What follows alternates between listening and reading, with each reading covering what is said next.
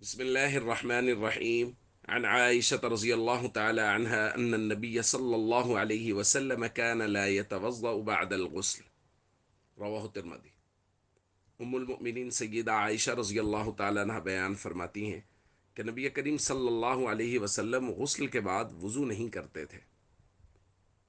دوستو، اس مسئلہ کو سمجھ لینا چاہیے کہ غسل کے ضمن میں وضو ہو جاتا ہے، اس کے بعد الگ سے وضو کرنے کی ضرورت نہیں ہے۔ تاہم نبی کریم صلی اللہ علیہ وسلم نے ترغیب بھی دی ہے اور آپ کا عمل بھی یہ تھا کہ آپ غسل کرنے سے پہلے وضو کیا کرتے تھے۔ کان النبی صلی اللہ علیہ وسلم اذا اغتسل من الجنابہ، حضور کا معمول یہ تھا کہ جب آپ غسل جنابت کرتے، غسل یدئی، پہلے اپنے دونوں ہاتھوں کو دھوتے، ثم توضأ وضوءہ للصلاۃ، پھر نماز والا وضو کرتے، ثم اغتسل، اور پھر اس کے بعد غسل شروع کرتے۔ تو اس لیے غسل کرنے سے پہلے وضو کر لینا چاہیے، جیسا کہ نبی کریم صلی اللہ علیہ وسلم کا مبارک طریقہ ہے۔